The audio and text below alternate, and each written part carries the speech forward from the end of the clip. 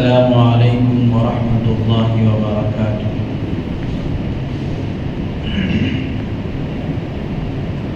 الحمد للہ نحمده ونستعینه ونستغفره ونؤمن به ونتوکل علیہ ونعوذ باللہ من شرور انفسنا ومن سیئات اعمالنا من يهده الله فلا مضل له ومن يضلله فلا هادي له ونشهد أن لا إله إلا الله وحده لا شريك له ونشهد أن سيدنا وسندنا ونبينا وإمامنا ومولانا محمد وبارك وسلم تسليما كثيرا أرسله الله تعالى بين يدي الساعة بشيرا ونذيرا وداعيا من الله بإذنه وسراجا منيرا أما بعد فقد قال الله تبارك وتعالى في القرآن المجيد والفرقان الحميد أعوذ بالله من الشيطان الرجيم بسم الله الرحمن الرحيم حميم والكتاب المبين إنا أنزلناه في ليلة مباركة إنا كنا منزلين فيها يفرق من كل أمر حكيم وعن علي بن أبي طالب رضي الله تعالى عنه قال قال رسول الله صلى الله عليه وسلم إذا كانت ليلة من نصف شعبان صوموا قوموا ليلها وصوموا نهارها أو كما قال صلى الله عليه وسلم سبحانك لا علم لنا إلا ما علمتنا إنك أنت العليم الحكيم رب اشرح لي صدري ويسر لي أمري واحلل عقدة من لساني يفقهوا قولي اللهم صل على سيدنا مولانا محمد في أول كلامنا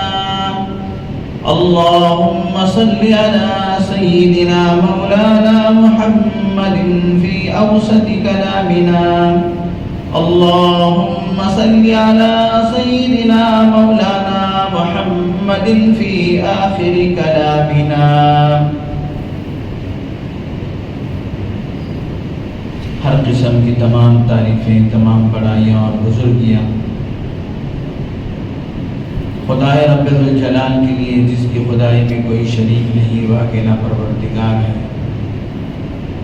اس کا کوئی ساجی اور ہمسر نہیں، وہ ہمیشہ سے ہے، ہمیشہ رہے گا۔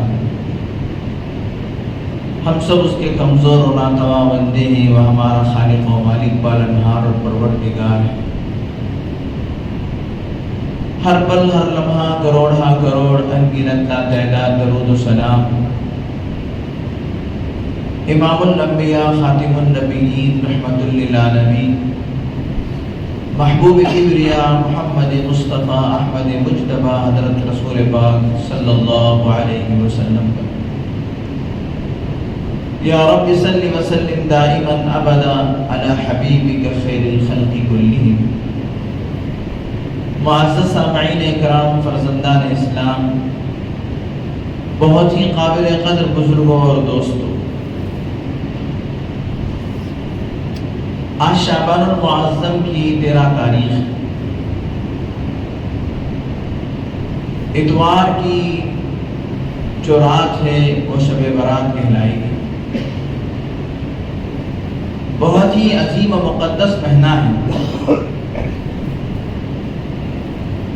بڑا بابرکت مہینہ ہے۔ اس مہینے سے پہلے جو مہینہ گزرا اس کو رجب المرجب کہا جاتا ہے اور وہ حرمت والے مہینوں میں سے، اور اس کے بعد جو مہینہ آنے والا ہے وہ رمضان المبارک کا مہینہ ہے۔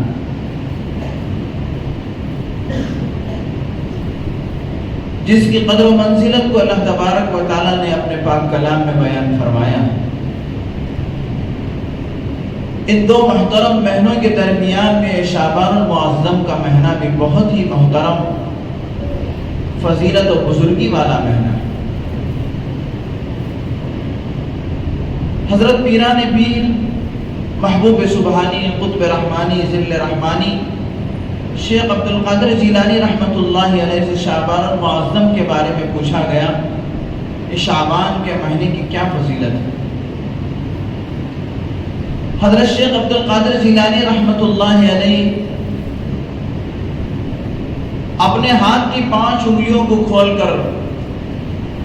بہت ہی وضاحت اور تفصیل کے ساتھ سمجھایا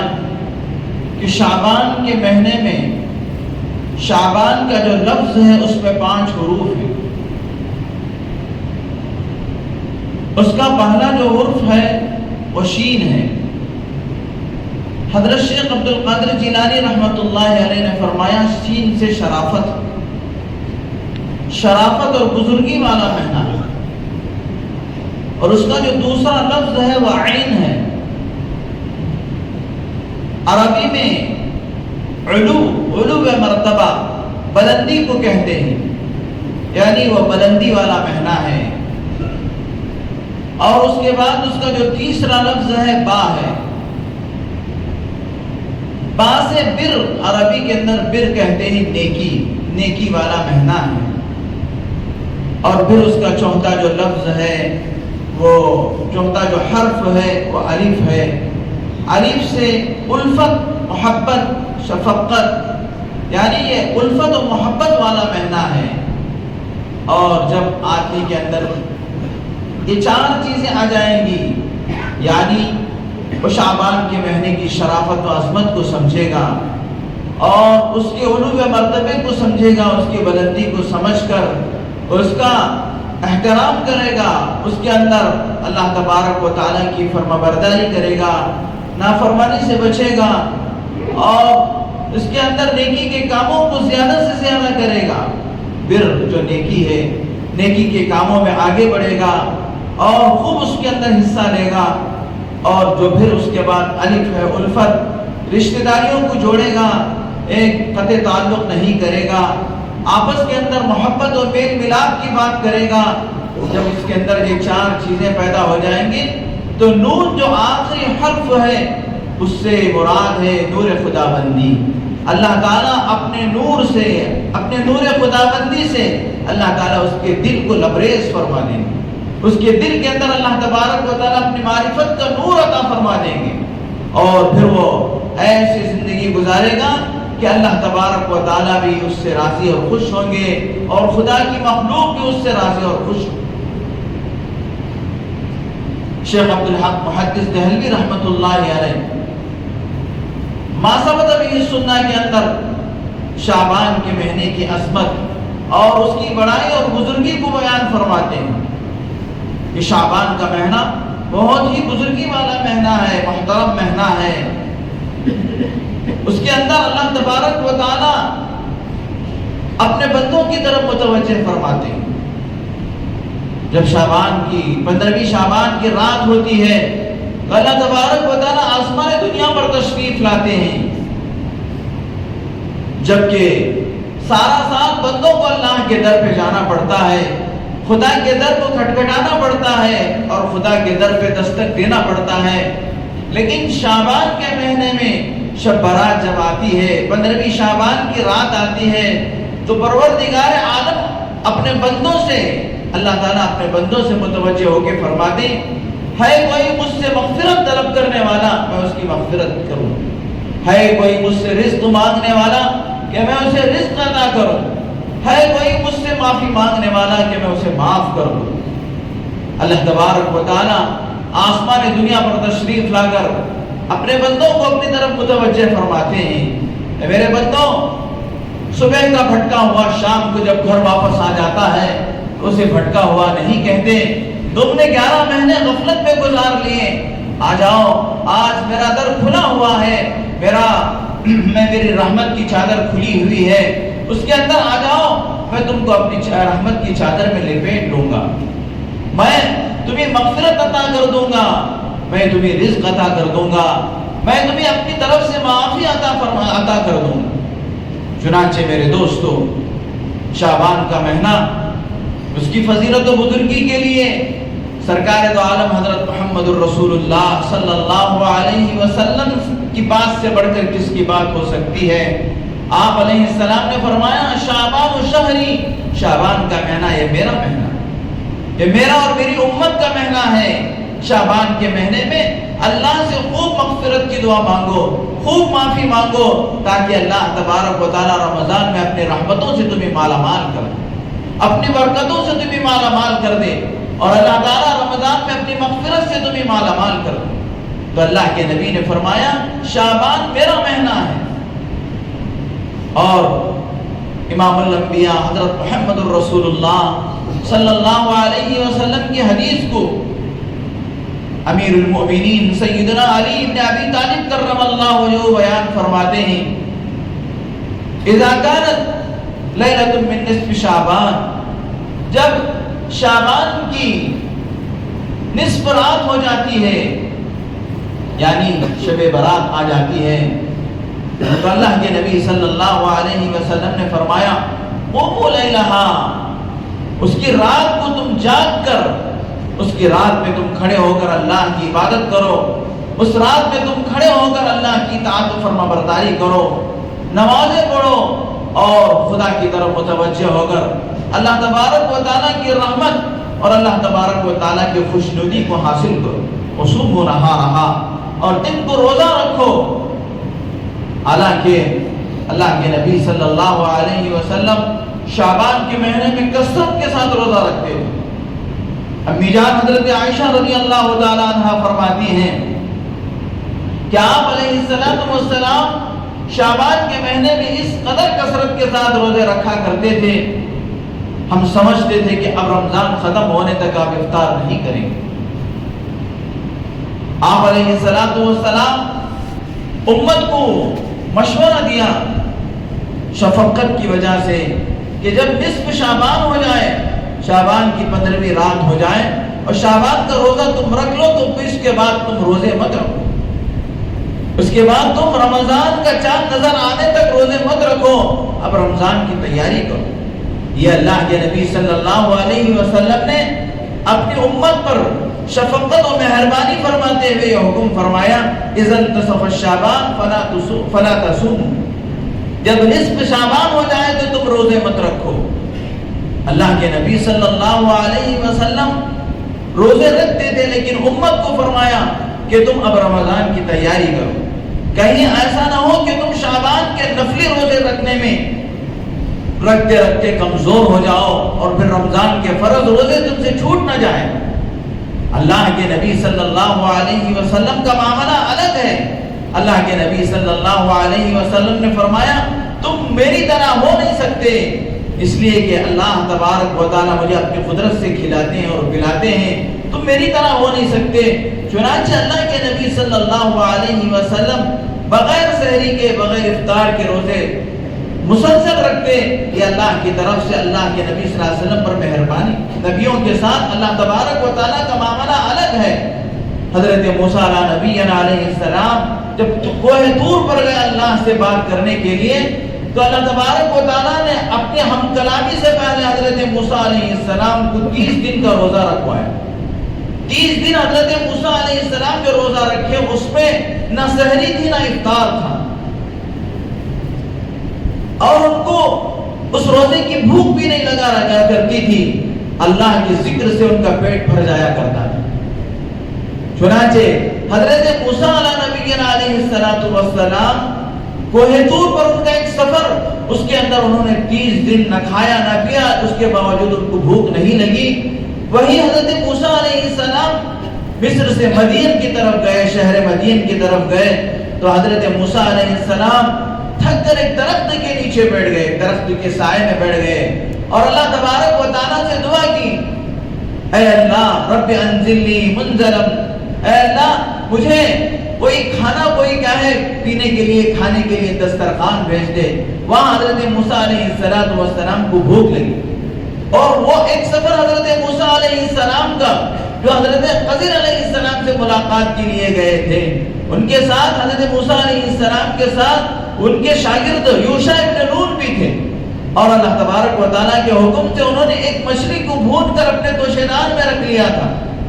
حضرت موسیٰ علیہ السلام سمندر کے کنارے جا رہے تھے، ایک چٹان پر انہوں نے آرام کرنے کے لیے رکے،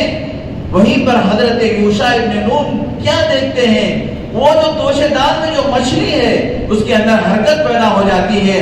اور وہ زندگی ہو کر اس سمندر کے اندر سرنگ بناتے ہوئے چلی جاتی ہے۔ حضرت یوشع ابن نون اس تمام واقعے کو دیکھا، لیکن حضرت موسیٰ علیہ السلام جب بیدار ہوئے تو ان کو بتانا بھول گئے۔ حالانکہ کیسے بھول سکتے ہیں ایسی تعجب کی بات؟ ذہن میں ایک بات آ سکتی ہے، اس قدر تعجب کی بات کیسے بھول سکتے ہیں؟ جو جواب یہ ہے کہ آج دنیا کے اندر بھی چھوٹے چھوٹے معصوم بچے، 7 سال 10 سال کے بچے قرآن مجید کو حفظ یاد کر لیتے ہیں، لیکن لوگوں کو اس کی کوئی قدر نہیں۔ لوگوں کو یہ اتنی تعجب کی بات ہے، اتنی تعجب کی بات ہے، پوری دنیا کو کھلا چیلنج ہے کہ وہ دنیا کی کسی کتاب کا ایسے حفظ کر کے بتائیں۔ لیکن آج سینکڑوں بچے، 7 سال کے 10 سال کے بچے بے تحاشا قرآن کا حفظ کر کے ایک بیٹھک میں قرآن سنا دے رہے ہیں، لیکن امت کو اس بات پہ کوئی کیا ہے تعجب نہیں ہے۔ وجہ کیا ہے؟ اس لیے کہ اللہ تبارک و تعالیٰ نے اپنے کلام کی برکتوں کو عام فرما دیا، اس کے لیے لوگوں کو قدر نہیں، ورنہ یہ بات بھی اتنی ہی تعجب کی بات ہے جتنا کہ حضرت موسیٰ علیہ السلام کی مچھلی جو زندگی ہو کر سرنگ میں چلی گئی اس سے زیادہ یہ تعجب کی بات ہے۔ اب حضرت یوشع ابن نون اس بات کو کیوں بھول گئے؟ اس لیے کہ حضرت موسیٰ علیہ السلام سے انہوں نے ایسے کئی معجزات دیکھے تھے، کئی معجزات حضرت موسیٰ علیہ السلام سے دیکھے تھے، ان کے لیے کوئی تعجب کی بات نہیں تھی، اس لیے انہوں نے بھول گئے۔ جیسا کہ آج امت میں سینکڑوں بچے قرآن کے حافظ ہو گئے، اس لیے حافظوں کی قدر نہیں، حفاظ کی قدر نہیں ہے، اس لیے کہ امت میں الحمدللہ سینکڑوں بچے قرآن کے حافظ، ورنہ یہ بات بھی بڑی تعجب کی بات ہے۔ ایک چھوٹا سا بچہ، 10 سال کا بچہ پورے 30 پاروں کو اپنے سینے میں محفوظ کر لے، دنیا کی کسی کتاب کا ایسا کوئی حافظ آپ بتا سکیں گے؟ ہرگز نہیں بتا سکتے۔ تو حضرت موسیٰ علیہ السلام کو وہاں بھوک لگ گئی، اور جب حضرت موسیٰ علیہ السلام کوہ طور پر گئے 30 دن وہاں رہے، لیکن ان کو بھوک نہیں لگی، اس لیے کہ جواب مفسرین نے دیا ہے کہ وہاں حضرت موسیٰ علیہ السلام کا جو سفر تھا مخلوق کا سفر خالق کی طرف تھا، یعنی حضرت موسیٰ مخلوق ہے، اللہ کے نبی ہیں، اللہ سے ملاقات کرنے کے لیے گئے تھے، اس لیے حضرت موسیٰ علیہ السلام 30 دن بھوکے رہے لیکن ان کو بھوک نہیں لگی۔ یہاں پر حضرت موسیٰ علیہ السلام جو مدین کی طرف جا رہے ہیں، مخلوق کا مخلوق کی طرف، اور یہاں جو حضرت خضر علیہ السلام سے ملاقات کرنے جا رہے ہیں وہ بھی مخلوق کی طرف سفر ہے، اس لیے حضرت موسیٰ کو یہاں بھوک لگی لیکن وہاں کوہ طور پر بھوک نہیں لگی۔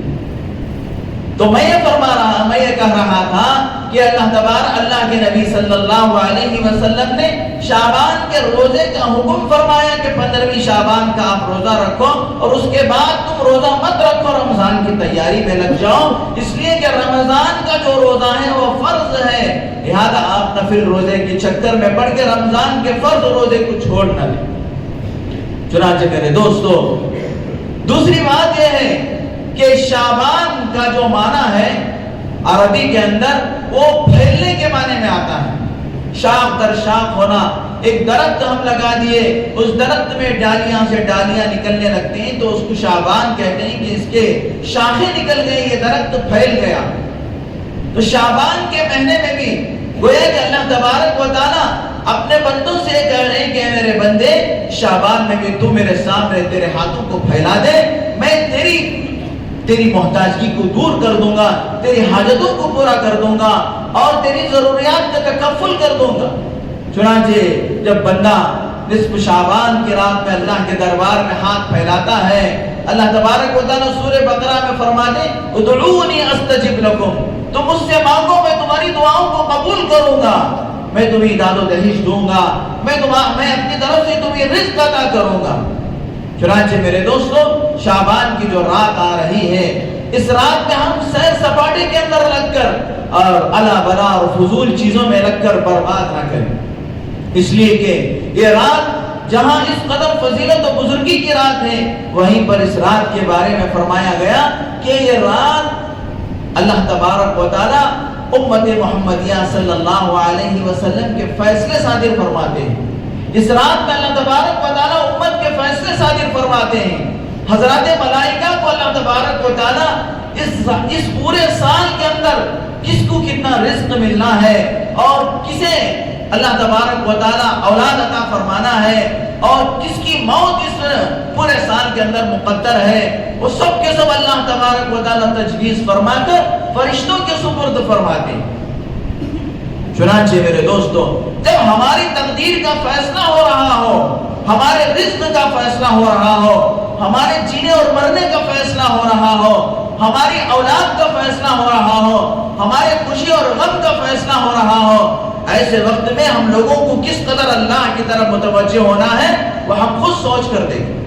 کس قدر ہم لوگوں کو اللہ تبارک و تعالیٰ کی طرف متوجہ ہونا ہے۔ ایک بادشاہ ہے، وقت کسی کے بارے میں کوئی فیصلہ کرنے کے لیے بیٹھ جائے تو جو اس کے وزراء ہوتے ہیں اور جو اس کے رعایا ہوتے ہیں وہ کس قدر ڈرتے رہتے ہیں اور کس قدر ان کے دلوں پہ کپکپی طاری رہتی ہے، جبکہ احکم الحاکمین اللہ رب العزت ساری انسانوں کی تقدیروں کو طے کرنے کے لیے بیٹھا ہو اور ان کی موت و حیات کا فیصلہ ہونے والا ہو اور ان کی رزق کا فیصلہ ہو رہا ہو، ایسے وقت میں میرے دوستو اگر ہم غفلتوں کے ساتھ رہیں گے اور اللہ کی نافرمانیوں میں لگے رہیں گے، بے توجہی اور بے غرضی کے ساتھ رہیں گے تو اللہ تبارک و تعالی ہماری حفاظت فرمائے۔ اس لیے شعبان کی رات میں ہمیں ہماتن اللہ تبارک و تعالیٰ کے احکام کی طرف متوجہ ہونا۔ اور میرے دوستو، جو آدمی شعبان کے مہینے میں خوب دعائیں کر کے، خوب اللہ سے مانگ کر، خوب معافی تلافی کر کے شعبان کے مہینے کو ٹھیک سے گزار لے گا، وہ رمضان کا مہینہ بھی ٹھیک سے گزار سکے گا اور رمضان کا مہینہ بھی خیر و عافیت کے ساتھ گزارے گا۔ اللہ تبارک و تعالیٰ نے نمازوں کے فرض نمازوں سے پہلے اور بعد میں سنن و نوافل کو اللہ تبارک و تعالیٰ نے رکھا ہے۔ مثال کے طور پر ظہر کی فرض نماز سے پہلے 4 رکعت سنت مؤکدہ ہے اور بعد میں 2 رکعت سنت مؤکدہ اور 2 رکعت نفل۔ اللہ والوں نے لکھا ہے کہ جو آدمی فرض سے پہلے کی سنتوں کا اہتمام کرتا ہے، جو آدمی فرض سے پہلے کی سنتوں کا اور نوافل کا اہتمام کرتا ہے، اس کی فرض نماز اطمینان اور سکون سے ادا ہوتی ہے، اس کی فرض نماز خشوع اور خضوع کے ساتھ ادا ہوتی ہے، اللہ کے دھیان اور توجہ کے ساتھ ادا ہوتی ہے۔ ایک آدمی ایسا ہے کہ جماعت کھڑی ہو گئی، بھاگتے کاپتے بھاگتے بھاگتے آیا اور دھڑلے سے ایسا ویسا چھٹپٹا وضو کیا اور پھر کیا ہے وہیں سے رکعت باندھ کر اور یہاں امام صاحب رکوع میں چلے گئے، کہیں اٹھ نہ جائے، وہیں سے کیا ہے وہ رکوع میں چلا گیا۔ ایسی نماز میں میرے دوستو اس کا خیال کہاں رہے گا؟ وہ اس کا سانس پھول رہا ہے، وہ کیا پڑھے گا اور اسے کیا تسلی ملے گی نماز میں؟ وہ نماز بھی کوئی نماز ہے۔ اسی لیے فرض نماز سے پہلے اللہ تبارک و تعالیٰ نے سنن و نوافل کو اس لیے رکھا ہے کہ تم سنتیں اور نوافل پڑھ کر اطمینان حاصل کرو۔ اور بعد اللہ والوں کا معمول تو یہ ہے کہ وہ فرض نماز سے بہت پہلے مسجد میں چلے جاتے ہیں اور اطمینان سے سنن اور نوافل ادا کرنے کے بعد جہاں انہیں فرض نماز ادا کرنا ہوتا ہے وہاں پر اطمینان سے بیٹھتے ہیں تاکہ ان کے تمام اعضاء، جسم کے تمام اعضاء مطمئن ہو جائے، اطمینان بخش ہو جائے اور پھر جا کر وہ اللہ کے سامنے اللہ اکبر کہہ کر رکعت باندھتے ہیں، پوری تسلی کے ساتھ، پوری توجہ کے ساتھ، پورے خشوع و خضوع کے ساتھ نماز ادا کرتے ہیں۔ ایسی نماز پر اللہ کے بڑے بڑے وعدے ہیں۔ ورنہ جو ہم نمازیں پڑھتے ہیں میرے دوستوں، ہمارے منہ پہ لپیٹ کے مار دیا جائے گا۔ ہماری نمازیں ایسے نہیں کہ ہمارے سر سے اوپر نہیں جاتے، ہم عین وقت میں آتے ہیں اور سلام امام صاحب پھیرے یا نہ پھیرے بھاگنے کی چکر میں رہتے ہیں۔ گویا کہ ایک بزرگ نے کہا مومن کے لیے مسجد ایسی ہے جیسے مچھلی کے لیے پانی، مومن کے لیے مسجد ایسی ہے جیسے مچھلی کے لیے پانی۔ آپ پانی میں مچھلی کو دیکھو کیسے تیرتی رہتی ہے، کیسے ادھر سے ادھر، کیسے اس کو سکون ملتا ہے۔ اور منافق کے لیے، فاجر اور فاسق کے لیے مسجد ایسی ہے جیسے پرندے کے لیے پنجرا۔ آپ سونے کا پنجرا ہی بنا کر اس پرندے کو رکھو، مسجد میں اے سی لگا دو، فیان لگا دو، قالین بچھا دو، آپ کے گھر سے 100 گنا مسجد اچھی رہتی ہے، بہتر رہتی ہے، بازاروں سے بہتر مسجد ہے، ہوٹلوں سے بہتر مسجد ہے، اس کے باوجود مسجد میں دل نہیں لگتا۔ جیسے پرندے کو پنجرے میں دل نہیں لگتا، پھڑپھڑاتا رہتا ہے، کب کیا ہے میرا پنجرے کا دروازہ کھلے اور میں اڑ کر بھاگوں۔ میرے دوستو، بعض لوگوں کا حال بھی یہ ہے گناہوں کی وجہ سے، گناہوں کی یہ نحوست ہے اور بری دوستی کی یہ نحوست ہے، موبائل کا یہ اثر ہے، واہیات و تباہیات کا یہ اثر ہے، ان کو اللہ کے گھروں میں سکون نہیں ملتا۔ حالانکہ الا بذکر اللہ تطمئن القلوب، اللہ کے ذکر میں دلوں کا اطمینان ہے۔ دلوں کا اطمینان اگر آپ چاہتے ہیں تو نماز پڑھو، آپ کے دل کو اطمینان ملے گا، قرآن پڑھو، آپ کے دل کو اطمینان ملے گا،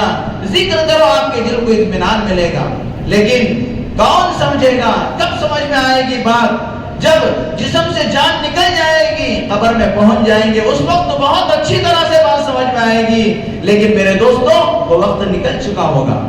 اللہ ہم سب کو سمجھ عطا فرمائے اور ہم سب کو اللہ تبارک و تعالی مساجد کی قدر کرنے کی توفیق عطا فرمائے۔ اور میرے دوستوں، شعبان کی اتنی بڑی رات میں اللہ کے نبی صلی اللہ علیہ وسلم نے فرمایا چند لوگوں کی اس رات میں بھی مغفرت نہیں ہوتی۔ اللہ ہم سب کی حفاظت فرمائے اور ان چند لوگوں میں سے اللہ تعالی ہم سب کو محفوظ فرمائے۔ نمبر 1، اس میں سے مشرک کی اللہ تبارک و تعالی اس رات میں بھی مغفرت نہیں کرتے۔ میرے دوستو، ایک شرک تو ہے شرک جلی، جو کیا ہے مندروں میں جا کر پوجنا اور غیر اللہ کے سامنے جھکنا۔ ایک ہے شرک خفی، یعنی مسلمان ہے لیکن اللہ کے علاوہ کسی اور کو داتا سمجھتا ہے، کسی اور کو غریب نواز سمجھتا ہے، کسی اور کو اولاد دینے والا سمجھتا ہے، کسی اور کو مشکل کشا سمجھتا ہے۔ یہ بھی میرے دوستو شرک ہے۔ اللہ کے سوا کوئی مشکل کشا نہیں ہے، اللہ کے سوا کوئی اولاد دینے والا نہیں ہے، اللہ کے سوا کوئی کیا ہے ہماری اللہ کے سوا کوئی مدد کرنے والا نہیں۔ اللہ ہی پر پورا یقین ہونی چاہیے۔ فَإِذَا اسْتَعَنْتَ فَاسْتَعِنْ بِاللَّهِ، جب تجھے مدد طلب کرنا ہے تو اللہ سے مدد طلب کر، اللہ کے علاوہ کوئی تیری مدد نہیں کرے گا۔ تو اللہ کے نبی نے فرمایا مشرک کی مغفرت نہیں ہوتی اس رات میں۔ اور اسی طریقے سے کینہ پرور کی، یعنی بیجا حسد کرتا ہے، کوئی اس سے واسطہ نہیں ہے، بیجا حسد کرتا ہے، بیجا دل میں کینہ رکھا ہوا ہے کہ فلاں کیوں ایسا کرتے ہیں، بیجا کا حسد جس آدمی کے دل میں ہوتا ہے اس کی شب برات میں مغفرت نہیں ہوتی۔ تفصیل سے بتانے کا موقع نہیں ہے، ورنہ لوگ چھوٹی چھوٹی باتوں پہ دوسروں کی کہ کسی نیکی پہ چل لیتے ہیں، کسی کے ایسی چیزوں پر لوگ حسد کرتے ہیں جس سے ان کو کوئی فائدہ پہنچنے والا نہیں۔ اسی طریقے سے اللہ کے نبی صلی اللہ علیہ وسلم نے فرمایا آج کی رات میں قاطع رحم، یعنی رشتے توڑنے والا، رشتوں کو توڑنے والا، دشمنیاں رکھنے والا، بھائی بہن سے بات نہیں کرنا، باپ بیٹے سے بات نہیں کرنا۔ ایسے گھروں کو بھی ہم جانتے ہیں کہ باپ بیٹے کی بات چیت ہو کے 2 سال ہو گئے، 3 سال ہو گئے، ماں بیٹی سے قطع تعلق کر کے ہے،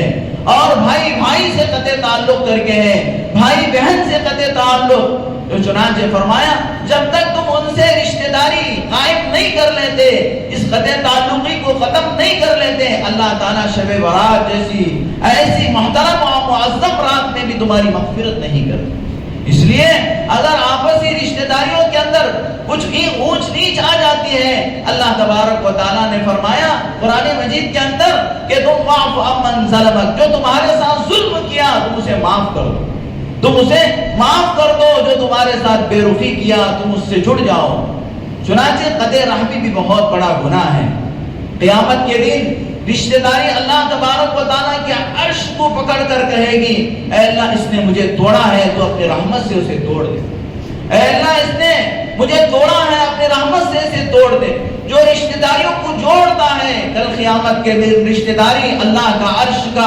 پایا پکڑ کر کہے گی کہ اے اللہ اس نے مجھے جوڑا ہے تو اپنی رحمت سے اسے جوڑ دے۔ چنانچہ رشتہ داریوں کا خیال رکھنا، اسی طریقے سے ایک اور بڑا گناہ جس کے بارے میں فرمایا کہ شب برات میں اس کی مغفرت نہیں ہوتی، وہ یہ ہے کہ ٹخنے سے نیچا پاجامہ پہننے والا، ٹخنے سے نیچے جو پاجامہ پہنتے ہیں تکبر اور فخر کی وجہ سے،